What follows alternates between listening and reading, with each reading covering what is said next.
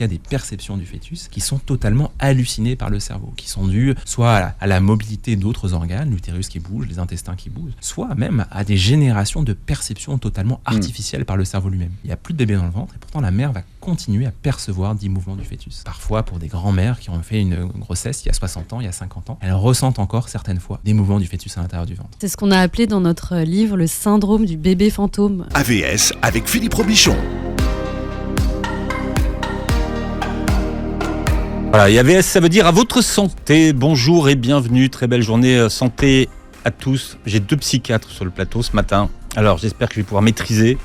Lucie Joly est avec nous, bonjour. Bonjour. Vous êtes psychiatre, praticien hospitalier à Sorbonne Université et vous êtes responsable de la psychiatrie adulte périnatale. Alors c'est on appelle ça une spécialité émergente aujourd'hui, très peu connue en France. Exactement, la psychiatrie périnatale, c'est assez peu connu. Et c'est en pleine émergence, c'est à la confluence entre la gynécologie, la pédiatrie, la psychiatrie adulte et la pédopsychiatrie.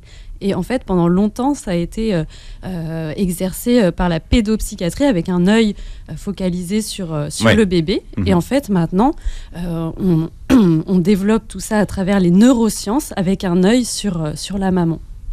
Vous êtes venu avec Hugo Bottenham, bonjour et bienvenue. Bonjour. Vous êtes psychiatre, chef de clinique à l'hôpital de la Pitié-Salpêtrière. Vous êtes chercheur en neurosciences à l'Institut du cerveau et en philosophie. Et vous publiez tous les deux dans le cerveau des mamans, la maternité, l'amour et le baby blues expliqués par les neurosciences aux éditions du Rocher. Alors c'est vrai que les neurosciences, on a tendance un peu à les mettre à toutes les sauces aujourd'hui. Et pourtant, elles sont très peu appliquées dans votre spécialité à vous en plus. Hein. Exactement, c'est très peu appliqué en périnatalité et on a un champ très large pour faire de nombreuses découvertes et expliquer de nombreux mystères comme le déni de grossesse, le syndrome du bébé fantôme ou encore les grossesses imaginaires. On en parlera ce matin. Est-ce qu'on pourrait voir à l'imagerie si une femme a eu des enfants et combien elle en a eu ?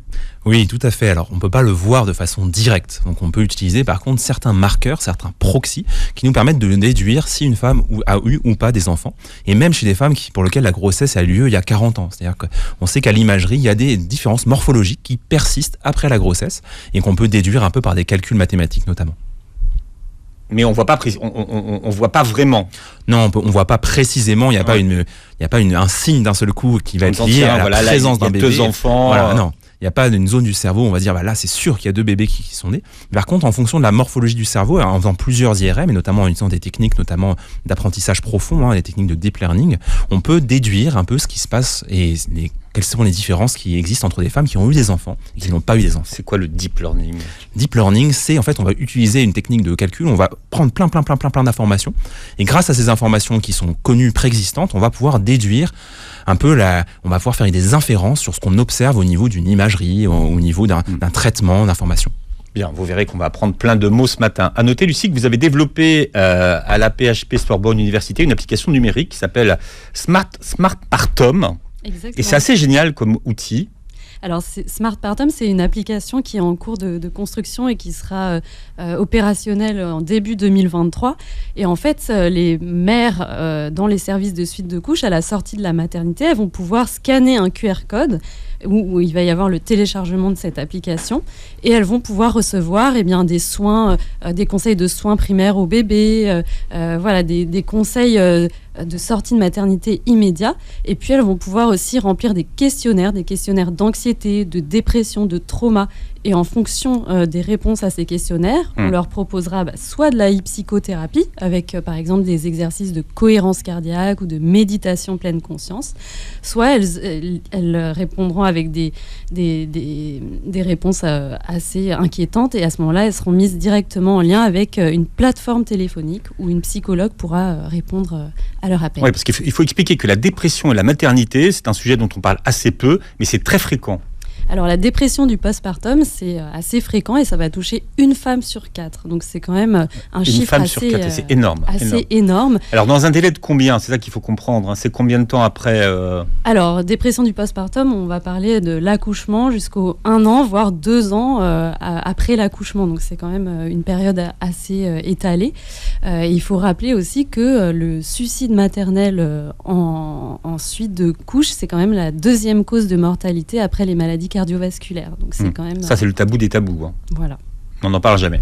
Alors, on va expliquer un certain nombre de mots ce matin. L'interoception, qu'est-ce que c'est que l'interoception maternelle et pourquoi c'est un concept important à comprendre? Alors c'est un concept fascinant parce qu'en fait ce qui est très très important dans l'activité de notre cerveau, c'est de décoder, de comprendre ce qui se passe à l'intérieur de notre corps. Ça c'est pour tout le monde, dans notre vie quotidienne. On s'intéresse beaucoup à ce qui se passe à l'extérieur, c'est-à-dire dans le monde, dans ce qu'on perçoit en termes d'odeur, en termes de vision, en termes d'audition. Mais en fait notre cerveau il fait très attention aussi à tout ce qui se passe à l'intérieur. Comment bougent nos organes, comment bat notre cœur, est-ce que nos poumons ils sont remplis ou pas. Tout ça, c'est des signaux qui sont extrêmement importants pour comprendre la structure, un peu la valeur de l'environnement. Et pendant la grossesse, c'est totalement bouleversé, parce qu'on a des modifications profondes de la morphologie du corps, et donc il y a un bouleversement de l'interoception maternelle. Ces bouleversements, ils sont très importants aussi pour la perception des mouvements du bébé, parce qu'on sait typiquement que la mère, la façon dont elle perçoit les mouvements de son propre bébé est très très très aléatoire et très différente selon les mères, et parfois elle perçoit des mouvements qui ne sont pas vraiment réels, et puis il y a des mouvements qui sont du bébé qui existent et que la mère ne perçoit pas. Ça, c'est dû à l'interoception maternelle. Interoception maternelle. Donc ça, c'est un des mots dont on va parler ce matin. Le cerveau, nous expliquer, est un grand prédicteur. Donc, qu'est-ce que ça veut dire que notre cerveau est un grand prédicteur ? Notre cerveau, en fait, c'est une machine à prédiction. Son objectif, l'objectif primordial du cerveau, c'est d'éviter les choses qui sont incertaines et de diminuer l'incertitude. Pour faire ça, en fait, ce qu'il fait, c'est qu'il va émettre des prédictions sur tout ce qui pourrait nous arriver en termes sensoriels, en termes de réponse à nos comportements, en termes d'émotions. Et ces prédictions, elles sont confrontées à tout moment à la réalité de ce qui nous arrive. C'est-à-dire, si je prédisais que là, j'allais ressentir des émotions très positives en venant parler avec vous aujourd'hui à la radio, et qu'en fait, je me sens pas bien, j'ai des émotions plutôt négatives, il va y avoir une erreur de prédiction, et cette erreur de prédiction, elle va me permettre de réviser, de modifier toutes les prédictions que le cerveau se faisait. Et ça, c'est quelque chose de très dynamique qui a lieu à tout moment. C'est-à-dire qu'en fait, en permanence, il y a des ajustements si la prédiction du cerveau n'est pas conforme à ce qui se passe dans notre corps. Exactement. Et ces ajustements, c'est la base de notre réalité perceptive. C'est-à-dire que la façon dont on perçoit les choses, à tout moment, en fait, on est encastré dans une espèce de confrontation entre les prédictions et la réalité du monde. Quand ça dysfonctionne, ça peut donner des troubles psychiatriques, ça peut donner de la génération de pensées ou d'émotions un peu bizarres. Et puis bien sûr, pendant la grossesse et dans le postpartum, c'est mis à mal toutes ces prédictions. Donc ça, c'est quelque chose de très important pour la psychopathologie périnatale dont on va parler juste après. Mais ce qui veut dire que le cerveau a toujours un temps d'avance ? Le cerveau a toujours un temps d'avance. Contrairement à ce qu'on pense ? Pour vous qui êtes un lecteur rapide et champion du monde de lecture rapide, vous savez très bien que par exemple que quand vous lisez, il y a une grande partie des mots que vous ne lisez pas en fait, qui sont totalement prédits, qui sont prédits de façon très intuitive par le cerveau, et qui fait que vous allez lire qu'un mot sur 3 ou un mot sur 6 quand vous êtes un lecteur rapide, et ça va permettre de donner du sens au texte. Vous allez percevoir les autres mots avant même de les avoir lus. Donc votre cerveau a un temps d'avance au cours de la lecture. C'est-à-dire que on n'agit pas et après on pense et après on agit. Alors ça, c'est quand même soumis à débat parce qu'on se rend compte qu'un grand nombre de nos actions, en fait, elles sont mises en place avant même qu'on les décidé, avant même qu'on les pensait. Et en fait, les raisons qu'on donne à nos actions, c'est souvent des justifications, c'est des rationalisations pour des actions que le cerveau a déjà mis en place. Mais je vous donne un exemple plus simple. Typiquement, vous avez l'habitude tous les matins de passer devant une boulangerie qui sent très fortement le pain avec une bonne odeur de pain chaud. Eh bien, un jour, la boulangerie, elle est fermée. Vous passez quand même devant cette boulangerie, vous allez sentir l'odeur de pain chaud, votre cerveau va prédire et va créer cette sensation, alors que la boulangerie, elle est fermée. Parce qu'en fait, la prédiction a empli votre réalité sensorielle. Et ça, c'est le cas pour plein d'autres choses dans notre quotidien. Ça marche à tous les coups, ça ? Non, ça marche pas à tous les coups. C'est très différent. Ça dépend des moments, ça dépend de la façon dont le cerveau est en train de prédire le monde, mais en tout cas, c'est quelque chose de très fréquent dans notre quotidien. Alors, la grossesse, ça reste quelque chose de très mystérieux. Comment est-ce que le cerveau de la future mère va-t-il changer pendant la grossesse ? Et vous expliquez que finalement, il va rapetisser. Alors la grossesse, c'est un moment très particulier dans la vie d'une femme qui modifie à la fois son corps, mais aussi son cerveau. Et on sait que les modifications cérébrales, elles arrivent très, très tôt au début de la grossesse et elles vont être indispensables pour préparer la mère à l'arrivée d'un bébé et à répondre aux besoins de son nourrisson. D'accord, donc ce qui veut dire que le cerveau va évoluer dans l'optique de devenir mère. Exactement, et il va modifier son architecture, c'est ce qu'on appelle le principe de plasticité périnatale, et c'est comme ça que le cerveau va se transformer, et il y a des études scientifiques qui ont montré en effet une diminution de la taille du volume du cerveau. Alors ça ne veut pas dire qu'on qu'on est moins intelligent pendant la grossesse. C'est simplement que le cerveau va avoir des spécificités pour préparer à la parentalité. Ce qu'il faut rappeler, c'est que ces modifications, cette plasticité cérébrale, en fait, elle existe dans la vie de tous les jours, pour tout le monde, en dehors de la grossesse. Mais il y a des moments, il y a des espèces de hubs qui sont extrêmement importants. En fait, donc, par exemple, on sait les premières années de vie, l'adolescence, et puis pour les femmes, la grossesse, qui sont 3 moments extrêmement importants en termes de modification de la plasticité cérébrale, avec des remaniements qui sont à la fois morphologiques, mais aussi en termes d'activité. C'est-à-dire qu'on sait vraiment que l'activité du cerveau se transforme complètement dans ces 3 moments de vie très importants. Est-ce que les neurones, par exemple, dialoguent entre eux différemment ? Oui, alors c'est très difficile d'étudier spécifiquement les neurones, justement avec les neurosciences telles qu'on les pratique chez l'humain en tout cas. On peut le faire dans des modèles animaux, ou on peut le faire dans des modèles où on crée des neurones artificiels. Par exemple, ça existe, de créer des modèles computationnels avec des neurones artificiels et de façon mathématique essayer de calculer, de comprendre comment ils dialoguent entre eux. Donc pour l'instant, les neurosciences périnatales, elles sont assez macroscopiques, c'est-à-dire qu'elles s'intéressent à l'activité du cerveau en termes de grosse activité, en termes d'activité fonctionnelle. On regarde assez peu encore la façon dont chaque neurone dialogue entre eux, mais bien sûr, c'est quelque chose de très important, notamment pour les neurosciences computationnelles, qui étudient justement ces petits mécanismes de communication entre chaque neurone. Voilà. Et qu'est-ce qui se passe dans le cerveau des mamans ? C'est la question qu'on se pose ce matin avec le docteur Lucie Joly et le docteur Hugo Bontemann. Alors, je ne sais pas si je prononce bien votre nom, mais vous allez voir. Bontemann, voilà. Et vous publiez tous les deux dans Les cerveaux des mamans aux éditions du Rocher. C'est vrai que c'est un sujet neuf, il y a beaucoup de choses qu'on ne savait pas dans votre livre. Donc, il y a les neurosciences, mais aussi vous proposez des choses qu'on va essayer d'expliquer ce matin. Je vous taquinais sur l'histoire de l'intestin et du placenta, mais c'est vrai qu'il y a toujours ce dialogue entre l'intestin et le cerveau. Est-ce que ce dialogue entre l'intestin, le microbiote et notre cerveau, ça explique certains ennuis gastriques qui peuvent arriver pendant la grossesse ?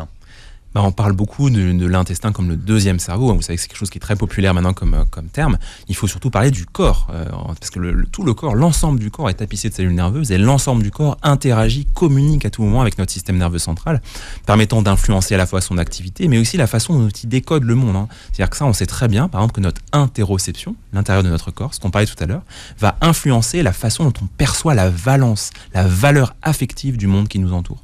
Et ça, l'intestin joue un rôle assez important, parce qu'on sait que dans la détermination de la valence, notamment de la valence négative, le sentiment d'être dégoûté par quelque chose, le sentiment d'avoir une émotion négative quand on perçoit quelque chose, il y a une grande part de cette détermination de la valence qui vient en fait de notre activité intestinale. Là, le rôle du microbiote est important. Alors, c'est encore très difficile de comprendre exactement comment le microbiote interagit avec le cerveau. Vous savez qu'il y a plein d'études, c'est un champ de recherche très ouvert, très, très intéressant. Mais il y a encore beaucoup de recherches à faire pour comprendre avec précision exactement ce qui se passe en termes de cette interrelation. Pendant la grossesse, il y a des modifications du microbiote qui sont connues. Et encore une fois, pas assez encore de données pour comprendre exactement comment ces modifications très précises du microbiote influencent l'activité cérébrale. Mais les modifications hormonales, elles sont connues. Les modifications hormonales sont connues. Oui, et c'est probablement une interrelation en fait entre des modifications hormonales, des modifications de la morphologie du corps et des modifications du microbiote en général et de l'activité de ce microbiote interoceptif. Les hormones de la grossesse vont agir sur le cerveau maternel et donc il va se créer plein de choses. Et on peut notamment parler de l'hyperémèse gravidique par exemple. Alors attention aux mots qui expliquent. Voilà, c'est les vomissements très sévères, incoercibles qui peuvent toucher les mères pendant la grossesse. Ça a été rendu célèbre par Kate Middleton parce qu'elle les a subis pendant ses grossesses. Et ça peut être vraiment très, très invalidant. Certaines femmes même demandent une interruption volontaire de grossesse parce que c'est très éprouvant. Eh bien, ça, c'est encore un mystère, mais on pense qu'il peut y avoir une origine multifactorielle avec un terrain génétique, hormonal et puis des facteurs psychosociaux. Et un peu de microbiote, parce que typiquement il y avait une hypothèse sur l'Helicobacter pylori qui a été assez célèbre justement en lien, donc une infection Helicobacter pylori qu'on a, beaucoup d'entre nous ont un Helicobacter pylori au niveau de l'estomac, d'accord, mais on est souvent ça n'a pas de conséquences, ulcéreuses, mais pendant la grossesse, l'Helicobacter pylori pourrait favoriser justement, par des modifications hormonales aussi, la survenue de cette hyperémèse gravidique. Donc vous voyez, c'est des hypothèses qui font appel à des agents exogènes, des bactéries ou à des virus, et qui sont intéressantes aussi par rapport à la physiologie et à la physiopathologie périnatale. Et de mieux comprendre tout ça, c'est aussi mieux prendre en charge ces mères qui sont dans la détresse et évoluer parce que sur vous les vomissez pratiques. toute la journée. Voilà. Et là, c'est pas 3 semaines. Il existait avant un protocole où on devait mettre les femmes en isolement, dans le noir, sans visite. On va essayer d'évoluer sur les protocoles et sur ces prises en charge-là. Et aujourd'hui, ça se prend comment en charge ? Alors il y a toujours une dimension quand même où on essaie de les mettre un petit peu au calme en général dans les unités d'hospitalisation. Après il y a des traitements pharmacologiques qui permettent de diminuer les nausées et les vomissements, mais qui marchent pas toujours d'ailleurs. Et puis il y a un peu de psychothérapie qui est mis en place aussi, alors pas forcément pour traiter finalement la cause de cette hyperémèse gravidique, mais parce que c'est tellement difficile à vivre de vomir tout le temps comme ça, que finalement il y a des femmes qui ont des regrets maternels par rapport à la grossesse, qui se disent c'est tellement le quotidien est tellement douloureux pour moi en termes sensoriels que finalement je regrette d'être enceinte. Donc ça, il faut un accompagnement, il faut pas hésiter à accompagner ces femmes-là. Et ça touche quel pourcentage ? C'est fréquent ou pas ? Alors l'hyperémèse gravidique, c'est une sous-population quand même des femmes qui ont des vomissements. C'est-à-dire on estime qu'il y a entre 60-80% des femmes qui ont des vomissements gravidiques, d'accord ? Et parmi ces femmes-là, l'hyperémèse c'est entre 5 et 10%. Donc c'est quand même beaucoup plus faible. Et puis il y a plein de types d'hyperémèse. Il y a des hyperémèses gravidiques qui vont juste durer pendant 3 mois et d'autres qui vont durer jusqu'à la fin de la grossesse. Celles qui durent pendant toute la grossesse sont quand même beaucoup plus rares. Alors, star des réseaux sociaux, le placenta. Pourquoi le placenta est-il devenu une star ? Qu'est-ce qui s'est passé ?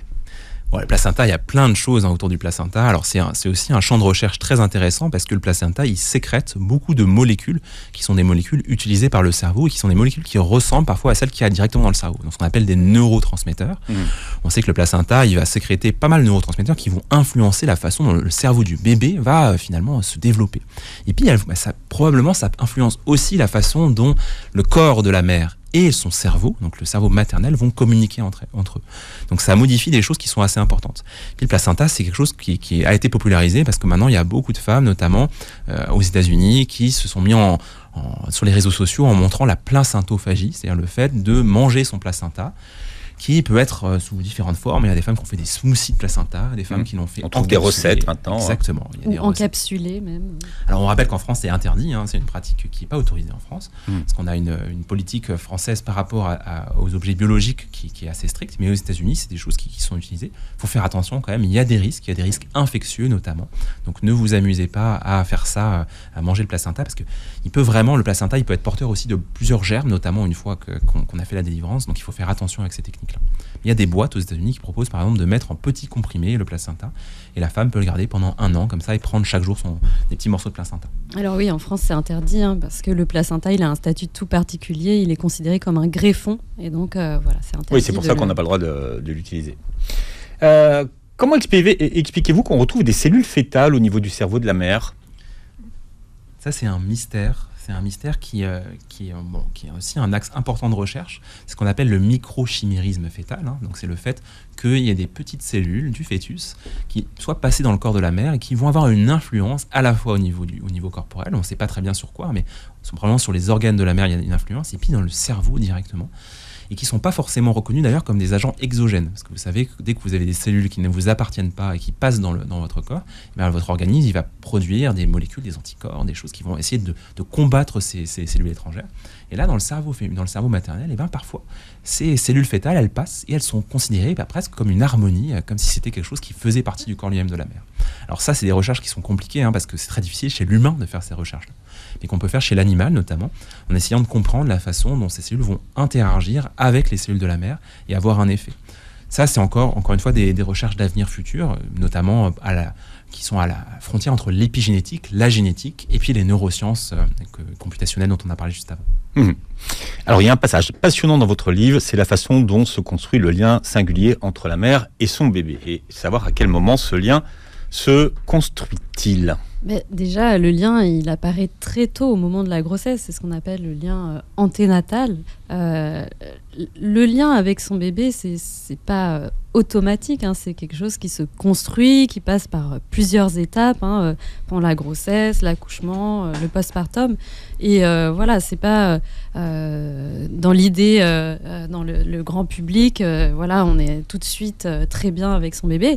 Non, c'est quelque chose qui apparaît, il faut du temps, on apprend à connaître son bébé qui est un petit étranger. Et donc, voilà, il faut aussi déculpabiliser là-dessus et prendre le temps d'apprendre à connaître son bébé.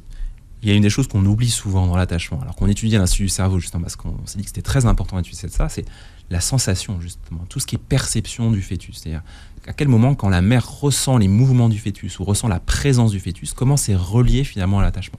Pour l'instant, l'attachement, on a beaucoup étudié de façon très psychologique. C'est-à-dire, on disait, on pensait à tout ce qui était affectif, à toutes les pensées que la mère pouvait avoir sur ce futur bébé, sur tout ce qui allait se passer après. Et en fait, nous, on essaye aussi de s'intéresser beaucoup à ce qui se passe en termes de perception. Et le rôle de l'interoception maternelle dont on a parlé dans la génération de ces processus d'attachement, avant même que la mère puisse donner forme, puisse voir ce fœtus, puisse le toucher. Finalement, ce qui se passe dans le ventre de la mère, et notamment toutes les sensations, sont extrêmement importantes pour la formation de ce lien. Alors, c'est bidirectionnel. C'est-à-dire, plus on ressent son fœtus, plus on va avoir des liens d'attachement qui se tissent, mais aussi plus on a des difficultés d'attachement, et bien moins on va ressentir son fœtus. Donc c'est très difficile de savoir la causalité de cette direction entre perception et attachement. Mais est-ce qu'elle est réelle, cette perception ? Bien, cette perception, elle est ancrée dans le réel, mais parfois elle peut se détacher un peu du réel. On sait notamment qu'il y a des perceptions du fœtus qui sont totalement hallucinées par le cerveau, qui sont dues soit à la mobilité d'autres organes, l'utérus qui bouge, les intestins qui bougent, soit même à des générations de perceptions totalement artificielles par le cerveau lui-même. C'est quelque chose qu'on voit dans le postpartum, hein, notamment. Parfois, il y a plus de bébé dans le ventre, et pourtant la mère va continuer à percevoir des mouvements du fœtus. Et longtemps après. Parfois, pour des grands-mères qui ont fait une grossesse il y a 60 ans, il y a 50 ans, elles ressentent encore certaines fois des mouvements du fœtus à l'intérieur du ventre. Alors ça, c'est quelque chose dont les femmes ne parlaient pas avant, hein, parce qu'elles avaient peur d'être prises pour des folles. Comment on l'explique ? Alors c'est ce qu'on a appelé dans notre livre le syndrome du bébé fantôme. En fait, on l'a mis en évidence parce que dans notre activité clinique de tous les jours à l'hôpital, eh bien, on voit des mères qui, après l'accouchement, ressentent ces mouvements-là. Et en fait, on voit que maintenant, en leur posant la question de façon un peu systématique, eh ben, il y en a énormément. Parce que vous leur posez systématiquement la question. Maintenant, on commence à... Qu'est-ce que vous leur posez comme question ? Est-ce que ça vous est arrivé de ressentir des mouvements qui vous ont fait penser ou qui ressemblaient à ceux d'un bébé ? Et là, en général, elles nous regardent avec un regard ahuri en disant « Ouh là là, oui, c'est vrai, mais j'en ai pas parlé ». Et il y a un soulagement aussi de pouvoir en parler. Alors, suite à ces constatations cliniques, on a lancé une étude où on a 4000 répondantes en France, en Belgique et en Suisse, qui nous ont répondu justement, et on retrouve 40% environ de femmes qui ont des mouvements fœto-fantômes ou qui ont eu dans le passé des mouvements fœto-fantômes. Donc c'est quand même quelque chose qui n'est pas si rare, et si vous en ressentez, considérez que c'est tout à fait normal et qu'il y a énormément de femmes qui ont les mêmes sensations que vous. Voilà, c'est assez physiologique, et finalement c'est comme si le corps gardait une trace de la présence d'une grossesse, qu'elle soit allée au bout ou non. Et c'est important en fait de savoir ce qui se passe dans le cerveau des mères, parce que par exemple dans le contexte du deuil périnatal, d'ailleurs aujourd'hui, le 15 octobre c'est la journée de sensibilisation au deuil périnatal. Et bien, quand on ressent ce type de sensation, de mouvement fantôme, c'est vraiment un poignard mémoriel. Et les femmes réactivent un vécu douloureux. Ça peut être... Il y a des femmes qui, à la date anniversaire de la mort, par exemple, du fœtus, vont avoir ces mouvements fantômes qui reviennent. Comme une sorte, justement, comme dit Lucie, de poignard de la mémoire qui impose une marque sensorielle, une empreinte sensorielle, finalement, à cette mémoire. Il s'en passe des choses dans le cerveau des mamans, surtout au regard des neurosciences. On en parle ce matin avec le docteur Lucie Joly qui est avec nous et le docteur Hugo Bottemann. Et vous avez écrit tous les deux dans le cerveau des mamans aux éditions du Rocher, La maternité, l'amour et le baby blues expliqué par la neuroscience. Vous avez commencé à en parler tout à l'heure. C'était il y a quelques jours la journée du deuil périnatal et la perception sur ce sujet a quand même beaucoup évolué ces dernières années. Oui. C'était le tabou des tabous puisque en fait les femmes s'apprêtaient à donner la vie et au final elles donnent la mort. C'était un deuil sans visage finalement. Un deuil invisible, on dit. Ça touche quand même 8000 familles par an en France, donc c'est quand même un enjeu majeur de santé publique. Et pendant très longtemps, c'est resté très tabou. minimisé, le deuil périnatal, parce que c'est le deuil de quelque chose, de l'invisible. Et les choses évoluent, on en parle de plus en plus. Samedi 15 octobre, c'est la journée du deuil périnatal. On en parle beaucoup plus sur les réseaux, avec le concept de mamange, c'est-à-dire les mères qui ont perdu un ange. Il y a beaucoup de choses qui évoluent, on en parle plus et c'est une bonne chose. On a coécrit justement avec Lucille une tribune justement sur le deuil périnatal pour que ça sorte un petit peu aussi de l'invisible et de l'indicible, parce que très souvent les parents enfouissent leur douleur et ce qu'ils pourraient en dire dans le silence, parce que parfois sur le plan familial même c'est pas compris. On considère que c'est juste une période négative, une épreuve sur le chemin de la parentalité, mais pas un deuil à part entière. Donc on retire parfois à ce deuil la qualité du deuil en lui-même. Puis il ne faut pas obliger, c'est qu'il y a quand même une dimension très sensorielle, notamment pour la mère. C'est que le deuil périnatal, c'est aussi, il y a une absence physique très forte de l'intérieur du corps. Il y a un vide, il y a une vacuité d'ailleurs qui est décrite par les mères. Et ça, c'est quand même assez différent aussi du deuil qui fait appel à nos autres sens, d'un deuil chez l'adulte. Il y a vraiment une deuil avec quelque chose d'une dimension interne très très très forte. Ça se prend en charge comment finalement ? Alors parce que beaucoup de ces deuils sont pathologiques. Déjà, la première chose, c'est vraiment il faut en parler. Absolument à son entourage. Et si ça nous déborde trop, à ce moment-là, aller consulter un psychologue ou un psychiatre en périnatalité.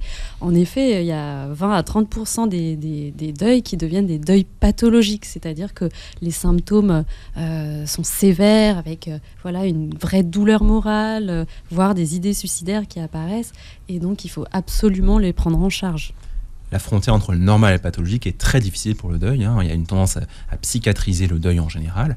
Mais il faut faire attention à l'objet inverse. C'est-à-dire quand on a des vrais symptômes psychiatriques, une douleur qui persiste largement au-delà des phases de deuil, il peut y avoir la tendance inverse, c'est-à-dire c'est normal, ça fait partie du processus de deuil, alors que ce n'est pas le cas. D'accord ? Des idées suicidaires dans les suites d'un deuil, ce n'est pas tout à fait normal.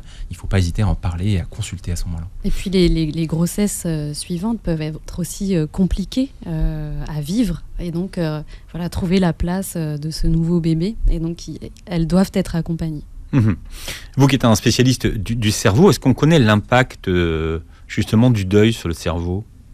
Alors, il y a plein d'études qui s'intéressent beaucoup au rôle de l'ocytocine. On en parle un peu dans le livre.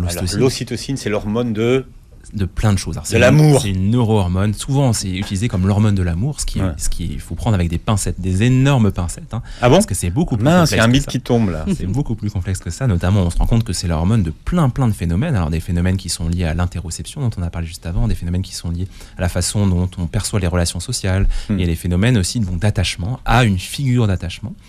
Et dans le deuil, ce qu'on sait, dans l'évolution des phases de deuil, il faut être capable progressivement de se désinvestir de quelque chose. C'est-à-dire que quelque chose qui était très investi sur le plan affectif, l'évolution normale du deuil, c'est que cet objet affectif auquel on s'est attaché, on puisse s'en désinvestir. Donc il y a un rôle très fort de l'ocytocine et des zones cérébrales associées à l'attachement et à l'ocytocine, qui va être justement lié à la diminution de ces activités cérébrales. Et dans le deuil pathologique, donc c'est-à-dire qu'on a des symptômes de deuil extrêmement sévères ou des symptômes dépressifs associés au deuil, on se rend compte justement que les zones d'attachement, elles sont hyperactivées, elles restent hyperactivées.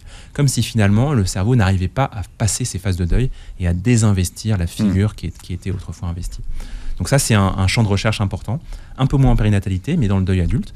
Il y a quelque chose de très fort en périnatalité qui vaut le coup de faire des recherches aussi, c'est qu'on sait qu'on utilise l'ocytocine de façon exogène pendant l'accouchement. C'est-à-dire qu'il y a beaucoup d'accouchements où on va mettre de l'ocytocine parce que ça favorise en fait l'accouchement, ça favorise le fait d'accélérer l'accouchement. Et donc, on ne sait pas encore l'effet de cette ocytocine qu'on apporte aux femmes sur les processus de deuil. Donc ça, c'est un champ de recherche important. Mais la future mère, elle n'est pas dans un bain d'ocytocine pendant la grossesse ? Ou c'est une légende ? Il y a de l'ocytocine qui apparaît dès le début de la grossesse. Le maximum du bain, c'est au moment de l'accouchement et dans les jours qui suivent l'accouchement, même dans les semaines qui suivent l'accouchement, où là, il y a vraiment une tempête ocytocinergique, une tempête d'ocytocine, mais de plein d'autres molécules, parce qu'en fait, l'ocytocine, on parle beaucoup d'elle.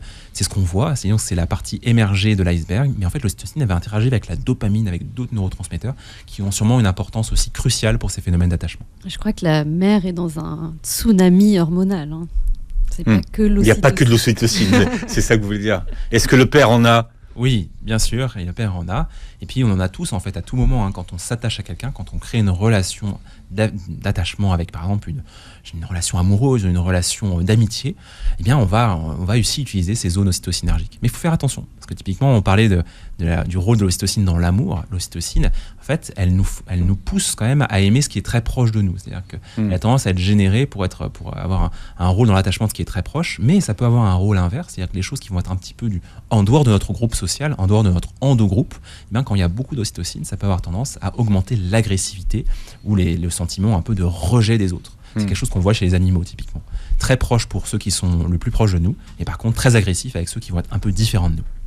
Vous parliez tout à l'heure des femmes qui ressentent le fœtus bouger, mais quand il y a un déni de grossesse, finalement, vous ne savez pas que vous êtes enceinte, ce fœtus, vous ne le sentez pas bouger?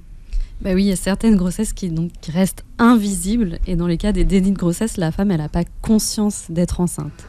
Elle va l'apprendre tardivement, au 2e ou 3e trimestre, voire au moment de l'accouchement. Alors là, on parlera de déni complet.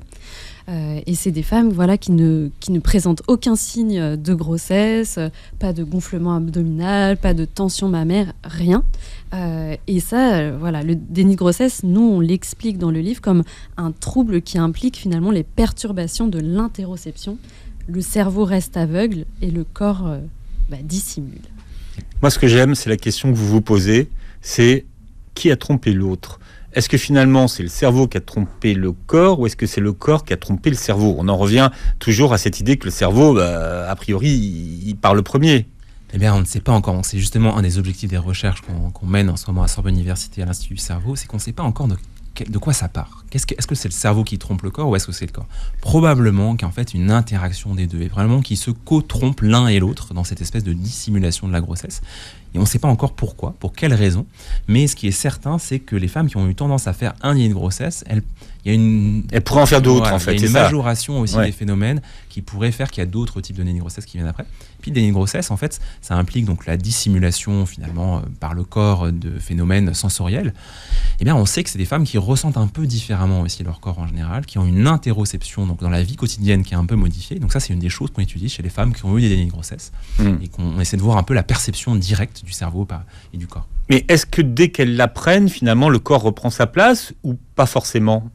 Oui. Très rapidement, oui. Le corps, les signes apparaissent vraiment très très rapidement, dans les minutes qui suivent la levée du déni. Le ventre s'arrondit, les signes apparaissent. Et ça peut être aussi un moment compliqué pour la mère qui peut être aussi dans un état de sidération et qu'il faut vraiment accompagner à ce moment-là. La levée du déni, c'est vraiment la prise de conscience par la mère d'une grossesse en cours. Et cette prise de conscience, elle est suivie par l'apparition des signes de la grossesse. Et encore une fois, c'est compliqué, parce qu'on sait que la prise de conscience, la capacité à prendre conscience de quelque chose, ça dépend aussi de la façon dont est l'intérieur de notre corps. Vous savez que par exemple, la conscience d'être vous-même en ce moment, la conscience d'être présent dans ce studio, la conscience d'être ici dans le présent, eh bien, ça dépend aussi de la façon dont fonctionne l'intérieur de votre corps. Donc, c'est pas suffisant comme explication pour comprendre la causalité de ce lien. Je me sens très présent, voilà, pour l'instant. Lucie, vous vous sentez présente ? Très, très présente. Hugo ? Oui, ça va. Bon, d'accord. Alors, il y a le déni de grossesse, mais par opposition, il y a ces fameuses grossesses fantasmées, comment vous les appelez, vous ? Voilà, en miroir du déni de grossesse, un autre phénomène fascinant, ce sont les grossesses imaginaires, ou autrement appelées pseudosièse. C'est un phénomène qui est décrit vraiment pseudosièse. D'accord, ok. Dans un terme médical, et c'est un phénomène qui est décrit vraiment depuis l'Antiquité par Hippocrate, où les femmes qui vivent ce phénomène sont convaincues d'être enceintes, et pour cause tout est là, gonflement abdominal, sein douloureux, sauf le bébé. Et voilà, c'est un phénomène qu'on explique. Et les montées de lait, enfin... Voilà, tous les signes de grossesse. Et c'est un phénomène qui est provoqué par un trouble de la communication corps-cerveau et en lien avec des variations hormonales. Alors c'est quelque chose qui peut arriver même chez les gens qui ont des connaissances médicales ou sur la grossesse extrêmement précises. Ça peut arriver chez une sage-femme, chez un médecin. On a vu une médecin, dans le livre qu'on a mis, dans l'exemple qu'on a utilisé dans le livre, c'est une médecin qui connaît très très bien tout le fonctionnement du corps, etc. Et qui pourtant qui est persuadée d'être enceinte, qui a cette croyance extrêmement forte qui survient. Et en fait, quand vous ressentez des choses, quand vous ressentez des mouvements du bébé, quand vous avez tous les signes de la grossesse, quelle raison de ne pas croire que vous êtes enceinte ? Donc c'est quelque chose qui s'explique aussi par rapport à toutes ces sensations qu'on ressent. Et là, vous parlez des sages-femmes et vous expliquez dans votre livre que le personnage le plus important de la grossesse, c'est la sage-femme. En effet, elles ont un rôle indispensable parce que le triple enjeu de la psychiatrie périnatale, c'est vraiment la prévention, le repérage et la prise en charge. Donc elles ont un rôle clé. C'est la première ligne, les sages-femmes. C'est la première ligne même pour tout ce qui est psychique, pour la psychiatrie périnatale. C'est elles qui sont vraiment au cœur de la prise en charge. Donc on s'appuie énormément sur les sages-femmes et on les remercie d'ailleurs de nous accompagner à chaque fois. Et elles ne sont pas assez nombreuses. Non, pas assez nombreuses. Il y a des problèmes de reconnaissance qui sont toujours au cœur des combats à laquelle mènent. Et puis on espère que c'est des combats qui vont mener à des changements. Alors, on arrive à la fin de cette émission. Il y a quelque chose que vous appelez des phobies d'impulsion. Qu'est-ce que vous appelez des phobies d'impulsion ? Alors, les phobies d'impulsion, ce sont en fait la crainte des mamans de faire du mal à leur bébé. Et ça, vous dites que c'est courant aussi. Alors, c'est très courant, sauf que les mères n'en parlent pas parce qu'elles se culpabilisent d'avoir ces idées-là. Typiquement, ça peut être une femme qui, avec son bébé, qui passe à côté d'une fenêtre et elle va avoir la peur de jeter son bébé par la fenêtre, par exemple. Et en fait, on s'aperçoit que dans le postpartum, c'est très, très fréquent et on n'en parle vraiment pas assez. Il y a plein de thématiques. La plupart du temps, c'est les choses qui sont soit dont on a vraiment honte, ce qui peut être très honteux sur le plan social, sur le plan culturel. La mauvaise mère. Très dangereuse. Ouais, donc ça peut être de la violence directe sur le bébé, mais ça peut être avec une dimension plus sexuelle aussi qui peut se mettre en place. C'est pas du tout ni des mères qui vont faire du mal à leur bébé, ni des mères qui ont des vraies pensées mal intentionnées. C'est juste qu'elles ont tellement peur de faire ces choses-là, ça leur paraît tellement impossible que finalement ça va emplir leurs pensées, ça va être des ruminations très fortes, et à chaque fois qu'elles vont être mises en situation, ces pensées vont revenir. Alors ce qu'on fait en général dans ces cas-là, c'est qu'on fait de l'exposition progressive, c'est-à-dire qu'on essaye de faire que les pensées elles soient de moins en moins angoissantes, et on sait qu'en diminuant l'angoisse, ça permet progressivement que les pensées elles disparaissent. Bon, et la suite se trouve dans votre livre. On l'a feuilleté, mais c'est vraiment passionnant. Il y a énormément de nouvelles informations. Ça s'appelle Dans le cerveau des mamans, aux éditions des mamans, aux éditions du Rocher. Merci à tous les deux d'avoir été avec nous ce matin. Merci pour ce moment.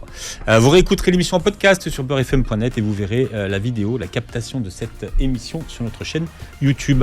Passez une très belle journée santé sur Beurre FM.